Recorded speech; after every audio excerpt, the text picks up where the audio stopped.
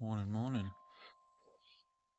Yeah, it's a lovely Saturday morning. It looks like it might rain. There's like this big cloud in the sky.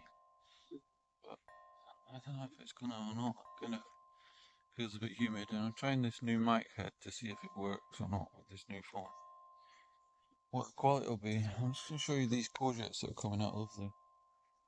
Don't know if you can see those first. Courgettes are coming on nicely, so we'll have some, and these cucumbers are coming on well as well. Potatoes are doing great. Tomatoes have sprung up as well. So that's good. There's a bit of training needed today. These cooking apples are coming on alright. You know, not a huge amount on the tree this year.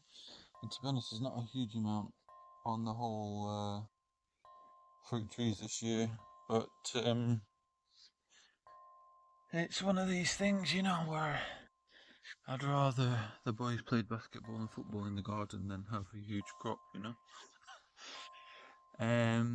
But I was going to talk about IBS, and I was thinking it's a really important one for me anyway, and I'm sure it is for a lot of people out there. Because you know, I used to have really bad IBS, you know, and that's irritable bowel syndrome, if people don't know. And it started out for me when I was a teenager, and I'd have like chronic diarrhea all the time nearly.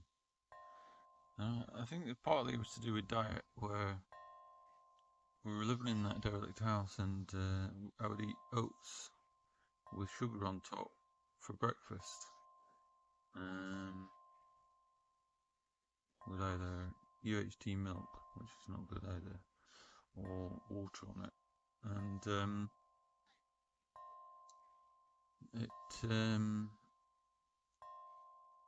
it would go straight through me, you know. And there's this other aspect with IBS where it's to do with anxiety levels, you know. So it's directly links to being anxious, you know, I'm very anxious. And there's this aspect where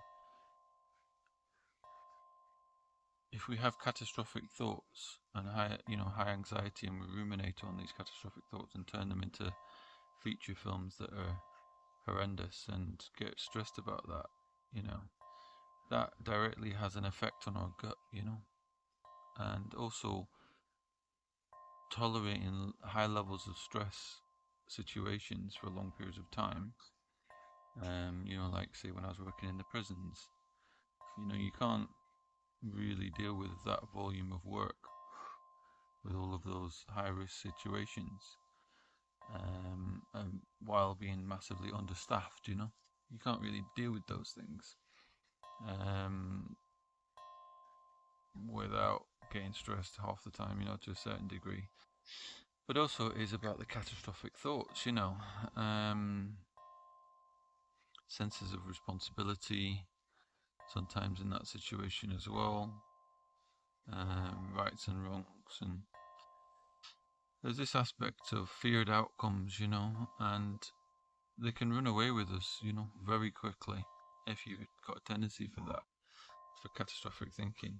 And it often relates to other experiences we've had as well, where things have not gone right, you know. It's the neighbour's kids having a do. So yeah, so there's this aspect of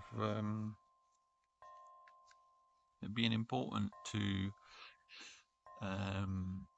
reframe thoughts, you know. So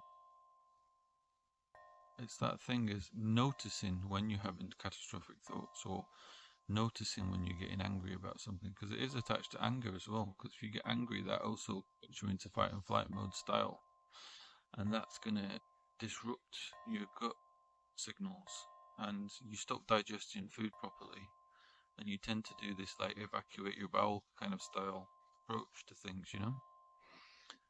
Um, if not then, but sometime down the line, you know, and it's like it's not pleasant. It creates bloating sometimes as well. So the key features in some ways are obviously diet as well, if we've got allergies to certain things or sensitivities to certain foods, and I think I do have a sensitivities to an awful lot of foods in some ways, and that might be connected to our genetics, but also foods that we've tended to eat a lot of.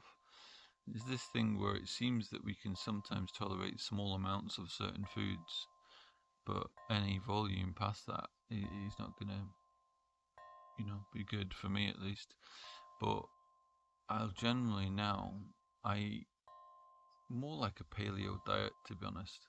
But I'd been doing carnivore style diet, which is just eating meat, eggs, and fish, and some butter and a little bit of yogurt and stuff, but not much. More like fish, seafood, eggs, and meat. But odd times having stuff, that my missus has made or whatever.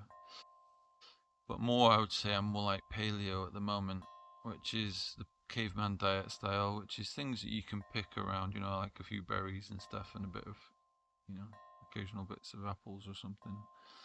Um, it's kind of like what you could forage seasonally, um, plus the carnivore, and being selective about what those things are because I've got sensitivities to things like hazelnuts, Brazil nuts, uh, yeah, all sorts really. And don't eat bread or anything like that. That's like a danger zone for me, eating bread. And processed foods basically disagree with me, Strange, but kefir yogurts seem to be okay for me, and do me good really. So that's good. But other stuff, it kind of is very changeable depending on the product. So it is about learning about different products.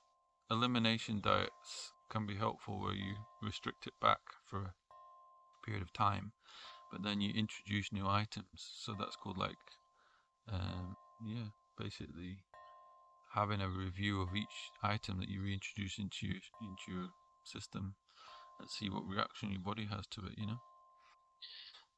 The other thing is obviously the thinking side of things.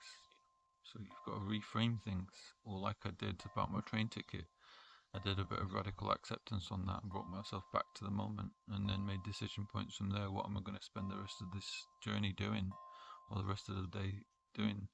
Because I know that, for example, if I was to get angry and argue with them for the next hour on the chat feature and try and force through what I wanted, which was just my ticket to be reactivated on my account, then it's not going to be a relaxing journey. I'm going to possibly set off all of that fight and flight mode more. I'm going to tire myself out with all the adrenaline, cortisol aspects, even if that's cognitively. And instead, decided to listen to music and have a little snooze, or do my emails and just do something different. So yeah, so the reframing things, so it's like this is a terrible situation, such thing, such thing. It's like, well, okay, what's the opportunities within this situation? How could we see this from with a different lens on? Uh, and then also catastrophic thoughts is that we think about the awful thing happening or predict something bad could happen, and instead what we could do is we could think, well, what are the other potential good things that could happen instead? Maybe what could be the potential good outcomes. Also, then bringing ourselves back to the moment is helpful as well, rather than letting it kind of run away with itself. So it might be that we ground ourselves on things like wherever we're at. There's some onions over there that are seeding at the moment, and noticing the things around us. So grounding ourselves more regularly. And there is this aspect where sometimes people can struggle with doing something new. They might be quite concrete in their thinking, and they might be like, "No, I'm not doing that," or "Why should I have to do this?" or "I see it like this, and that's it," or something like that. And it's noticing these things within ourselves sometimes. And just saying to ourselves, you know what, bring ourselves back to the moment and maybe explore those concrete thoughts a bit more, with a more detached view, rather than it be feeling like it's within us. It's kind of noticing and looking at it like the chessboard analogy, where you're the board and the pieces are your thoughts and feelings around it, and it's kind of creates some space and makes sense of why you think like that, or why I think like that. The other side of things is exercise is really important with IBS. You know, um, I've noticed there's this, idea of going for a fart walk, but it's very valid, So it's like that idea that if you have something to eat, you could go for a 10-minute walk afterwards or a 20-minute walk, and it helps actually with the whole process. But actually, what walking does, you see, is it kind of activates your lymph nodes and stuff like that, and you kind of aid your digestion process, um, which is interesting to me, that that's so effective as well. Um, yeah, so, and it's really to do with the diet as well, I think, very important. Diet, the way we think, catastrophic thoughts, bringing ourselves back to the moment, more mindfulness, turning catastrophic thoughts into possibly reframing them or making a positive outcome potentially, or maybe just doing some radical acceptance around what do we have control over, what can we change in the immediate time now, what could be dealt with later, what can only be dealt with later, so then we'll think about that later, or this kind of stuff, Um, yeah, and sleep's important, and also things like high amounts of caffeine will upset your stomach a lot, So I used to be a really hardcore coffee drinker, like 5+ coffees a day, and with cake and all sorts, and it would just ruin my stomach as well. So yeah, there's a lot to it in some ways with IBS, and it tends to be personalized to you a lot, but it is a lot to do with our anxiety levels and a lot to do with our catastrophic thinking. And I would say now I don't really have an issue, um, unless it's more diet, so it depends what I eat now. Um, yeah, it depends what I eat rather than it being activated by fight and flight mode and catastrophic thoughts and the anxiety stuff. I mean, maybe occasionally that, but not really. I used to have it continually every day, and people, you go to doctors and they offer you like mebeverine or codeine or something, and they were pretty useless, to be honest. They wouldn't really go into things like not having catastrophic thoughts and managing anxiety levels and elimination diets where you find out what you're allergic to. They weren't very helpful, to be honest. Went for years and years, and they were just like mebeverine, or this, codeine or something. Yeah, just like kind of does work in the short term, but codeine's addictive because codeine slows down your digestive tract because opioid based, and it also reduces your anxiety levels. But then what does that do? It makes you addicted to codeine, doesn't it? So I wouldn't recommend that at all.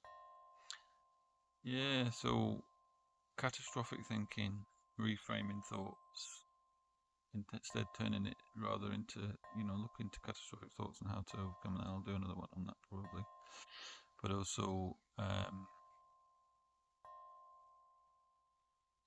diet, elimination diets, really noticing what you're sensitive to or not, watching your caffeine intake, you know.